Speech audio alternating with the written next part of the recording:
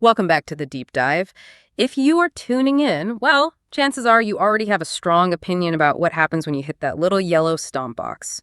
We are embarking on a pretty massive deep dive today. We're looking into a piece of gear that's really less a component and more like a chapter in music history, the BOSS Super Overdrive series.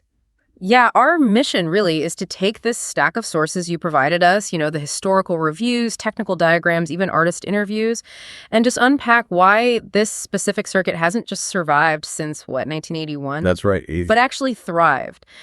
We want to track the evolution, from that foundational SD1 through the more experimental SD2 right up to the modern Wazacraft versions. The goal isn't just to summarize things for you, but really to understand the technical heart of why it's remained so relevant for so long. And that technical heart, I think, is really the key here. The SD1, you could argue it's one of the most significant and definitely continuously produced overdrive pedals ever. Full stop. It stands next to very few others in terms of just how widespread it is, its influence. Yeah. So we aren't just looking at, a successful product. We are really examining a foundational sonic template. Yeah. When we talk about classic rock crunch or blues grit or even using it as a boost for heavy metal leads, we are often talking, sometimes without even realizing it, about the specific sound that comes from its core design choice. Asymmetrical clipping. Ah, okay. That's really the secret sauce, the ingredient that gave this yellow box the ability to sound, more like a natural breaking up tube amp rather than just a sort of crude, buzzy distortion. Okay, so let's unpack that founding moment then. The SD1 Super Overdrive. It arrives in 1981, and it's building immediately on the success of the OD1 Overdrive, which people already loved. Yeah. But the OD1 had a limitation, didn't it? What was the SD1's crucial innovation, the thing that really let it become the workhorse the OD1 maybe didn't quite manage? It was, seemingly simple, but functionally, it was huge. The tone control. Just the tone knob. Just the tone knob. The OD1 had this beautiful, smooth clipping character. People praised it for its organic tone, absolutely, but it only offered level and drive. So if your amp was inherently bright, or maybe your guitar was naturally dark sounding, you were kind of stuck. Right, no way to adjust for that. Exactly. The SD1 kept that core clipping character, that smoothness from the OD1, but added that absolutely crucial high-frequency control. That single knob suddenly gave players the power to sculpt the pedal's output, to match it to a much, much wider array of amplifiers, different guitars, different room acoustics. It made it truly adaptable. And that's, pretty much a requirement if a piece of gear is going to become a legend. That adaptability, that flexibility, it really turned it from what could have been just a fantastic, maybe niche effect into a global standard, didn't it? It let players dial it in consistently, wherever they were, whatever amp they plugged into. But let's focus back on that core sound for a second. We have to talk about the circuit itself. Why is the SD1 so often mentioned in the same breath as its, let's say, famous green competitor? The Tube Screamer. Right, but it delivers a distinctly different feel, doesn't it? What's going on there? Yeah, it does. And that's where we get into the genius of the analog architecture, really. Both the SD1 and the Ibanez Tube Screamer, the green contender you're hinting at, they actually share a similar basic layout. You've got an analog op amp, right, driving the signal into clipping diodes, which are placed in the feedback loop. And then there's a tone shaping stage afterwards. That's common to both. But the single biggest difference, the core differentiator, is the clipping mechanism itself. The SD1 uses asymmetrical diode clipping. Okay, asymmetrical clipping. Let's dive into that technical bit for a moment. For listeners, maybe they've heard the term, but could you give us a quick refresh? What does choosing asymmetrical clipping actually do tonally? Especially compared to the symmetrical clipping you find in the Tube Screamer and many other drives. Right. This is absolutely critical to understanding the SD1 sound. So with symmetrical clipping, think of the audio waveform being clipped, sort of flattened off equally on both the positive and the negative sides. Like chopping the top and bottom off evenly? Exactly. Chop the top, chop the bottom, nice and uniform. This creates a very even set of harmonics. And that's often perceived as smooth, quite compressed. The Tube Screamer uses this design, which is partly why it feels so fluid, so controlled under your fingers. Okay. Asymmetrical clipping, on the other hand, clips the positive and negative sides unevenly. It might, for instance, clip one side harder than the other, maybe using a different number or type of diodes for each side. Okay, but why do that? What's the point? The point is, it directly mimics the electrical behavior of a vacuum tube amplifier when you push it hard. Okay. When a tube amp is overdriven, the gain stages don't compress the signal perfectly evenly like symmetrical clipping does. They respond dynamically based on the input, and the result is an asymmetrical waveform. So when the SD1 uses that asymmetrical clipping, it's not just creating distortion noise, it's aiming to create an amp-like waveform, something that feels, grittier, more complex, more open. Precisely. All of the above. The source material we looked at notes that results specifically in richer second-order harmonics. And that's the key difference you hear and feel. It's the difference between a sound that feels smooth and very compressed, like the symmetrical clipping, and a sound that feels much more dynamic, much more like a real amplifier starting to break up. Right. The SD1 has this slightly rougher edge, maybe a more honest edge. It makes it feel incredibly responsive to your pick attack. It reacts dynamically to how hard or soft you play. Much more interactive. That dynamic response, I guess that's what makes it such a great foundational pedal. Okay, so we know the controls are dead simple. Level, tone, drive. Runs on standard 9V, uses that classic BOSS buffered electronic switching bypass. Let's shift to its primary use case, though. The SD1 is perhaps best known for its mid-range profile, that infamous mid-hump. Where does that actually come from in the circuit design? Is that intentional? Oh, absolutely intentional. That mid-hump is intrinsic to its design. Specifically, it comes from the frequency filtering chosen for the op-amp stage before the clipping happens. By design, the SD1 filters out quite a bit of the really deep, low frequencies, the stuff that can get muddy before it hits the clipping diodes. And at the same time, it emphasizes the mid-range, often centered somewhere around, say, 700 to 800 hertz, and it gently rolls off the very top-end sizzle, too. This wasn't an accident. It was a really brilliant piece of engineering. Okay, but why is filtering out that low end so important in an overdrive pedal specifically? Because when you apply high-gain clipping, even moderate clipping, to a signal that has a lot of low-frequency content, you introduce mud instantly. Right, yeah. Flubby bass. Right, exactly. You get that flabby, indistinct bass response that just destroys clarity, especially when you're playing with a band. It gets lost in the mix. So by tightening up the low end before the signal gets clipped, the SD1 makes sure that no matter how much gain you dial in with the drive knob, the notes stay articulate, clear, punchy. And this tight low end, combined with that characteristic mid-forward voice, that's why its core character is often described as warm, but also articulate. It's really designed to enhance an amplifier's existing breakup. Think of it more as a stacking pedal or a booster, rather than trying to be the main source of distortion on its own. And that kind of brings us to that famous genre split, doesn't it? The SD1 with that mid-focus and its particular grit, it's perfectly suited for pushing British-style tube amps, your Marshalls, your Voxes. Absolutely. Amps which often really appreciate that added mid-range tightness and punch. And this contrasts, maybe subtly, with the tube screamer, which historically people love for boosting more American voiced amps like Fenders. Precisely. That's a classic pairing. Yeah. The SD1 takes the maybe inherently aggressive or mid-scooped voicing of something like a Marshall, adds that focus punch right in the mid, cuts the flab, and pushes the power tubes into that glorious saturation, but without getting sloppy in the bass. Yeah. This is why it's an absolute titan in blues, classic rock, and even in modern high-gain sounds where you need that clarity and tightness above all else, pushing an already distorted amp. The sources we looked at are just packed with big names who relied on it. I mean, if you've got someone like Zakk Wylde using the SD1 for his incredibly thick driving rhythm tones, and then someone like John Frusciante using it for much cleaner dynamic boosts, how can one simple circuit cover such an extreme range without, major compromises? It really comes down to two main things. Yeah. How you set the volume knob and how you approach gain staging. Okay. So for someone like Zakk Wylde, the SP1 is absolutely not his primary source of gain. He's using it as a very specific type of boost. Level knob cranked way up, drive knob set very low. The classic boost setup. Exactly. He's slamming it into an already heavily distorted Marshall, like a JCM 800. In that context, the SD1 acts almost like a precise EQ filter. It cuts the mud from the amp's distortion, adds that focused mid-range punch, and just adds a bit more saturation and compression before the signal hits the amp's preamp stage hard. It's all about tightening and focusing on already heavy tones. Right, sculpting the gain. Precisely. Yeah. Whereas for players maybe like Frusciante, or you could think of the Edge from U2 as well, They might use it into a cleaner amp setting. They might set the drive knob higher, maybe the level knob lower, just to get the SD1's own natural dynamic clipping sound, that slightly gritty, responsive breakup. So it's incredibly versatile in how you use it. It speaks volumes about the circuit's quality, that it can perform both functions so well. It can be a clean boost to focus saturation from your amp, or it can provide really nice mild to medium drive tones all on its own. It really must be one of the most recorded overdrive pedals ever made. I mean, it defined the sound for so many players across decades. Its legacy is just undeniable. Absolutely. And that asymmetrical clipping, that core idea, it became the technical template. Yeah. Countless boutique builders took that concept, borrowed it, modified it, tweaked it. It cemented its place. And we should also quickly touch on the non-tonal stuff that helped cement that legacy too, right? Good point. We can't forget its legendary reliability. These things are built like tanks. Famously so.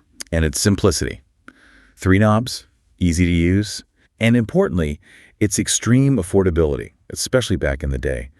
It meant that for many, many guitarists, the SD1 was the first proper overdrive pedal they ever bought. And maybe the last one they ever needed for that particular sound. Often, yeah. It's just this accessible icon. The only real consideration, as we've sort of touched on, remains its relatively mild gain range on its own. It's not designed for, scooped, brutal death metal distortion without some serious help from a high-gain amp. Right. That mid-forward voice is its strength, but it's also its defining characteristic. You either love it for that, or you might look elsewhere if you need something totally different. Okay, so the SD1 really set the standard for analog overdrive minimalism, didn't it? Simple, effective, iconic. So it must have been quite a shift when, in 1993, Bauhaus introduced the SD2 dual overdrive. This pedal had a surprisingly short lifespan, only produced from 93 to 98. But it represents this really fascinating chapter of, well, technical ambition from Bauhaus. What was the core idea behind this mid-90s experiment? The core idea was really trying to address the modern guitarist's growing demand for instant versatility on stage. Players in the early 90s were starting to move away from relying solely on single-channel vintage amps. Multi-channel modern amps were becoming more common, offering clean, crunch, lead sounds. The SD2 was Bauhaus's attempt to provide an analog answer to that need for multiple gain sounds. In a pedal format, exactly. It was designed to deliver 2 completely distinct selectable overdrive circuits, they called them crunch and lead, all within that single, standard, compact Bauhaus enclosure. The goal was ambitious, essentially offer a complete 2-channel amp simulation in a single pedal. That sounds like a massive technical challenge for an analog circuit back then, especially in that standard small footprint. How did they actually manage to cram 2 full yet distinct analog circuits into one box? Well, it definitely required significant internal complexity compared to the ultra-simple SD1. The sources show it used an all-analog design, but it featured multiple op-amps and also discrete transistor clipping stages. These different circuit paths were then switched digitally, using FEs or similar, controlled by the mode switch. But the signal path itself remained entirely analog for both sounds. Okay. Architecturally, this meant really careful internal component placement was needed to try and minimize noise and, crucially, crosstalk between the 2 circuits packed so closely together. So beyond the familiar level tone and drive knobs, the SD2 obviously introduced that mode switch to toggle between crunch and lead. But the sources highlighted another feature that was really critical for its intended professional use. Can you tell us about the remote input? Yes, the remote input. That was functionally the absolute key to making the SD2 practical for live players. Right, because you can't be bending down mid-song. Exactly. You can't lean down mid-solo to flip a tiny mode switch on your pedal board. The remote input allowed players to use a separate external foot switch, something like a standard latching Bias S FS5L, for example. Plugging that into the remote jack meant you could switch instantaneously between the crunch and lead modes with your foot.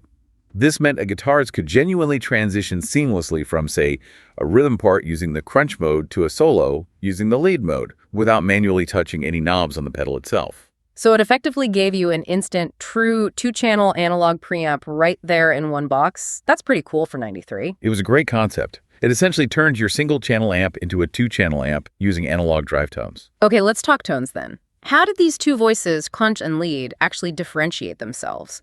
Not just from the original SD1, but from each other. They were quite distinct. The crunch mode was specifically designed to be much lighter, much lower gain than even the standard SD1 setting. The sources describe it as offering a very open, dynamic, almost bluesy texture. More like an edge of breakup sound. Exactly.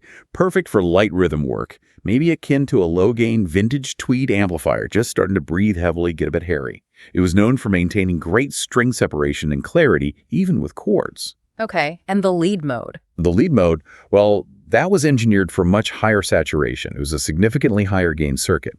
It introduced noticeable compression and a lot more sustain compared to the crunch mode. And its mid-range character was even more focused, more pronounced than the original SD1s. It was specifically voiced to cut through a dense band mix for solos. So where crunch was open and dynamic, lead was saturated, smooth, and very mid-forward. So on paper, I mean, it sounds like the absolute perfect utility pedal, especially for guitarists back then who maybe couldn't afford or didn't want to carry a complex rack system or multiple amps. Why then did this seemingly brilliant concept kind of languish commercially? Why the short production run ending in '98? What went wrong? Well, the main challenge really lay in the practical execution specifically, the inherent difficulties of balancing two quite different analog gain circuits within those constraints. The sources consistently point to the difficulty players had in maintaining consistent output levels and EQ curves when switching between the two modes. Ah, the classic volume jump problem. Exactly. When you switch from the relatively low-gain, open-sounding crunch mode to the much higher-gain, more compressed lead mode, the perceived volume could jump dramatically. Or maybe the EQ profile would suddenly sound much thinner or brighter. This meant the player might have to constantly tweak the main level or tone knob every time they switched modes to get a balanced sound live, which kind of defeats the purpose of instant switching. Right. So it required this really meticulous, maybe time-consuming setup process to perfectly balance the volume levels and tones between the two modes for seamless live switching. And that really undercut its intended sort of plug-and-play versatility. Precisely. The technical challenge of achieving two perfectly balanced yet distinct analog voices in such a compact chassis, using only shared global controls, that proved to be its main commercial stumbling block. It wasn't quite the instant solution people hoped for. However, interestingly, this is exactly why it has become something of a cult favorite among studio engineers and certain players today. Really? Why is that? Because in a controlled studio environment where you're not switching frantically mid-song, you can take the time to dial in the perfect balance between those two really unique and harmonically complex analog clipping stages. People appreciate its responsiveness and the distinct character of each mode when they can manage the levels properly. It offers sounds you can't quite get elsewhere. So if we place the ST2 back into the overall Super Overdrive lineage, what does this experiment, this sort of ambitious sidestep, tell us? I think it shows that Biosys was really willing to push the boundaries of analog gain versatility quite early in the game, back in the early 90s. The SD2 holds that important historical distinction as the very first Biosys compact pedal to offer two distinct, independently voiced analog gain circuits. That's significant. It was a crucial, even if commercially short-lived, bridge. It demonstrated that there was definitely a need for dual voicing options in a drive pedal, a need which arguably the later Waza Craft line would manage to achieve with far more elegance, better component quality, and crucially better balancing between the modes. So it kind of paved the way, maybe showed the pitfalls to avoid for modern multi-mode analog pedals. You could definitely say that. It highlighted the challenges and maybe showed where the focus needed to be for future designs. Okay, that makes perfect sense. And that neatly brings us from the experimentation of the 90s straight into the modern era of, well, premium analog gear. Introduced in 2021, the SD1W Super Overdrive Waza Craft. Now, this isn't just presented as a reissue, it's positioned as the ultimate realization of that original SD1 circuit. Can you first explain the Waza Craft philosophy? What does Waza actually mean in this context, and how does that philosophy manifest itself in this, well, still bright yellow enclosure? Right. So Waza translates roughly from Japanese as art and technique. It represents Biosys' absolute highest commitment to analog circuit design and fidelity. These are premium pedals. They're hand-tuned in Japan. They feature significantly upgraded components throughout, refined circuitry based on decades of experience, and just meticulous quality control, much more hands-on. The SD1W is essentially the result of Biosys looking back at the full 40-year history of the original ST1, recognizing its iconic status, its near perfection in its niche, and then asking, how can we elevate this legendary circuit even further? How can we refine it without fundamentally altering its core DNA, its soul? So the core architecture, the op amp driving those asymmetrical clipping diodes, that's still present. But the quality of all the surrounding components, the resistors, capacitors, maybe even the op amp itself, is drastically improved. Exactly. That's the core idea. We see this tangible difference in several key areas. Firstly, as you said, the internal components are just higher grade. They often use discrete components in certain areas where the original might have used integrated circuits, or just components with much tighter tolerances and lower noise floors. Quieter operation is a big goal. It retains the classic level, tone, and drive controls naturally. But crucially, it integrates a two-way mode switch. This brings back that idea of dual voicing we saw in the SD2, but this time executed with Waza-level precision and refinement. Okay, before we get to the modes, let's discuss the bypass, because that's always a major point of discussion in the world of boutique pedals and high-end analog gear. The SD1W features a premium buffered Waza-grade bypass. What exactly is that, and why should a listener care about that specific upgrade? Yeah, this is actually a significant technical detail, and it really caters to the informed user, the player who cares about signal integrity across their whole board. Most guitarists know that the classic bias bypass, while functional and reliable for decades, can sometimes load the guitar signal a little bit, maybe dulling the high end slightly, especially with long cable runs. Right, the infamous tone suck debate. Exactly. The Waza-grade buffer is specifically engineered to provide superior signal integrity compared to the standard bias S buffer. It features things like a lower output impedance. And why is lower output impedance important? It's crucial for maintaining high-frequency clarity and overall tonal consistency, especially when you're running your signal through multiple pedals and long cables to your amp. Essentially, the signal remains much more pristine, much closer to plugging straight into the amp when the Waza pedal is switched off. It acts as a really high-fidelity line driver in bypass. So it ensures that the beautiful, high-quality tone you've hopefully dialed in on the SD1W actually reaches your amp exactly as intended, minimizing any high-end bleed or signal degradation from the bypass circuit itself. Precisely. For players running large, complex pedal boards, that detail alone can justify the Waza label and the associated cost. It ensures the pedal plays nicely with everything else. Okay, that makes sense. Now let's explore those two distinct voices offered by that little mode switch. Standard and custom, what's the difference? Right, so the standard mode is designed to be the historical benchmark. BOSS describes it as a faithful component-by-component recreation of the original 1981 SD1 circuit. But importantly, it's executed with these modern premium parts. So you flip the switch to standard, you should get that classic, smooth, mid-forward, tight sound that made the SD1 famous. It's designed to stack beautifully, to boost an amp perfectly, and just give you the exact rhythm, tone, and feel that define the original icon. Okay, the classic sound, but maybe quieter and cleaner. And the custom mode, this sounds like where the 40 years of refinement really get to shine, providing something genuinely new that the original 1981 circuit couldn't quite deliver. Precisely. The custom mode is really the key innovation here. While it absolutely maintains that core asymmetrical clipping DNA, it still feels like an SD1. The circuit is voiced for broader overall performance. It offers significantly more available gain on tap compared to standard mode. The low end is richer, maybe slightly broader or fuller, though still tight, remember, it's not flabby. And crucially, the high-end response is much more refined, more transparent, less rolled off than the original. Ah, interesting. Yeah, the sources describe the custom mode as sounding fuller, warmer, and definitely less aggressively mid-humpy than the standard mode. It's a more balanced voicing overall. And how do they achieve that? Just by tweaking the filtering again? Essentially, yes. It's achieved by subtly adjusting the EQ filtering networks within the op-amp stage and perhaps tweaking the clipping stage slightly.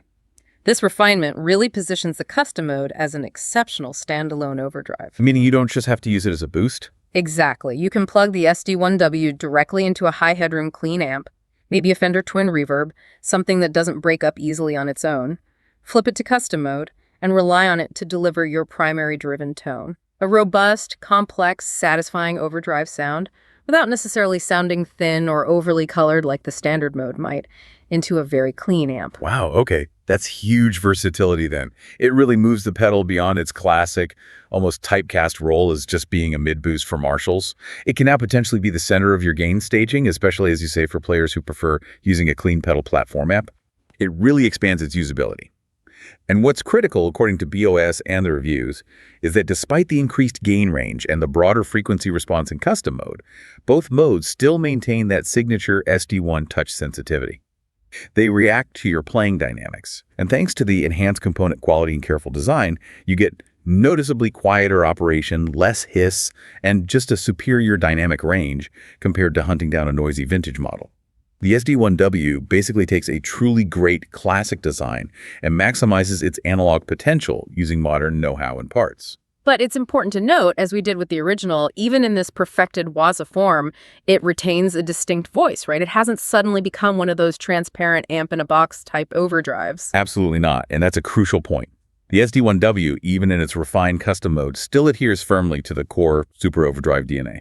It is mid-forward, it does have coloration, it actively shapes your tone. It's not trying to be invisible. Not at all. If you are specifically looking for an overdrive pedal that adds gain without affecting your core amp's inherent frequency response, a truly transparent boost, this pedal is probably not the right choice for you. It has a beloved, characteristic voice. The Wazacraft version simply perfects the fidelity, clarity, and versatility of that specific voice. Yeah, that makes sense. The SD1W really does sound like a beautiful embodiment of that Wazacraft philosophy, then proving that respecting tradition while leveraging modern component quality can result in a truly masterclass analog pedal. It honors the heritage while providing the headroom, low noise, and clarity that modern musicians often demand. Well said. It's a testament to the original design that it warranted such careful premium treatment 40 years later. Okay, so before we wrap up our discussion of the main lineage, let's quickly acknowledge the most recent entry in the series, the limited edition SD1W BK, the black one. This arrived in 2023. Now, this was purely a celebration, wasn't it? No sonic changes here. Entirely. It was purely a cosmetic tribute, yeah. Released to celebrate over 40 years of the Super Overdrive line's influence in production, the SD1W BK features the exact same, painstakingly refined circuit as the standard yellow SD1W we just discussed. It has the identical dual modes, the same premium components, the same Waza-grade buffer, and delivers the exact same sound performance. So really, for the collectors and the enthusiasts out there, the draw is purely aesthetic. You get that really striking matte black finish, the gold Waza logo script, and the matching black control knobs. It just looks cool. Exactly. It really just underscores the cultural status that the Super Overdrive line has achieved. It's become a piece of gear worthy of special commemorative editions, like a classic guitar model. It's a visual nod to the fact that this simple-looking analog circuit has reached truly iconic status, securing its place among that handful of pedals that actually warrant special edition treatment. Yeah, it joins a very exclusive club. Okay, fantastic. Now, let's try and synthesize this whole evolution for you, our listener. Let's crystallize the journey we've tracked from that 1981 workhorse right up to today's refined premium Waza model. Yeah. Looking back, we can trace a really clear and fascinating trajectory of analog game design within this one pedal family. So in 1981, the original SD1 established the foundational excellence. It gave us the crucial tone control and really defined the standard sound for asymmetrical clipping in a pedal, successfully linking that tube-like behavior to a compact, affordable box. The icon is born. Right. Then, in 1993, the SD2 represented this interesting, ambitious, experimental divergence. It pushed hard for two distinct analog gain channels in one pedal, trying to mimic amp versatility. But as we discussed, it was somewhat hampered by the practical difficulties of balancing those two different circuits effectively. The ambitious, slightly flawed experiment. Kind of, yeah. Then, fast forward to 2021. The SD1W brought us right back to refining the core concept. It applied modern know-how and boutique-grade components to that original 81 template. And it elegantly solved the versatility question with its well-balanced standard and custom modes, all while ensuring top-notch signal integrity with that premium Waza buffer. Tradition perfected. You could say that. And finally, the 2023 that's a great observation. It really shows the inherent strength and resilience of the original SD1 design philosophy. The market, through the SD2 perhaps, tested the waters with increased complexity. But ultimately, the purity, the effectiveness, and maybe the simplicity of the SD1's core circuit proved kind of unbeatable in its own way. You could argue the moral of the story here might be that sometimes just optimizing one phenomenal core voice with better components and subtle tweaks like the SD1W did is ultimately more successful and practical than trying to engineer two maybe imperfectly balanced voices into the same box, like the SD2 attempted. Focus beats complexity sometimes. It seems so in this case. What's really fascinating about the SD1 story overall is how it's a tale of minimalism and resilience. It just provided a near-perfect sonic solution for a specific need at a perfect price point for decades. And that made it almost impervious to the waves of digital modeling and technological trends that would follow later. It had already defined the essential texture of overdrive for generations of players simply by choosing a sound that effectively approximated the warmth, the grit, the feel of natural tube breakup. And for all the technical details, the Waza refinements, the different modes we've discussed, we keep coming back to that original, seemingly simple design choice made back in 1981, asymmetrical diode clipping. That seems to be the magic ingredient. It really does seem to be the heart of it all. Okay, so we've taken a pretty deep dive today, navigating through 4 decades of technical evolution, tracking how the BIOS Super Overdrive series went from being a useful tool to becoming a genuine icon. From that breakthrough moment in 1981 when the simple addition of a tone knob unlocked its potential, to the core electronic genius of using asymmetrical clipping to provide that responsive, amp-like feel. And finally, right up to the WazaCraft's achievement in delivering modern fidelity and versatility while respecting that heritage. This little yellow pedal in its various forms has truly defined what many of us expect dynamic mid-forward overdrive to sound and feel like, whether you're using it like Zakk Wylde to tighten up a roaring high-gain amp, or just to give some life and character to a quiet bedroom setup. It's really a powerful reminder, I think, that truly effective, enduring engineering often involves smart constraint.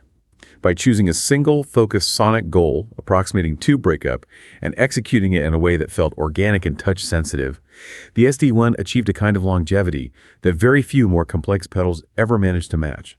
It didn't try to do everything under the sun, but the one thing it did provide great, usable musical overdrive. It did perhaps better, and certainly more accessibly, than almost anything else for a very long time. And that enduring power of its focused simplicity, its specific analog voice, leads us perfectly into our final provocative thought for you to maybe explore on your own time. In this current era, completely dominated by incredibly powerful, infinitely configurable digital modeling and profiling technology, where you can, theoretically, capture the precise sonic fingerprint of literally any amplifier or pedal ever made with just a few clicks, what inherent qualities, maybe tonal, maybe tactile in how it feels to play, or maybe even purely psychological, make the specific, relatively unchanging analog design choice of asymmetrical diode clipping, conceived way back in 1981, still the absolute gold standard for so many players when it comes to defining what great overdrive is? Why do so many musicians consistently return to that one simple, arguably imperfect, definitely colored analog circuit when they technically have almost every sound in the world available to them digitally? Something to ponder. Thank you so much for joining us for this deep dive into the enduring legacy and the technical heart of the BIOS Super Overdrive series. We'll see you next time.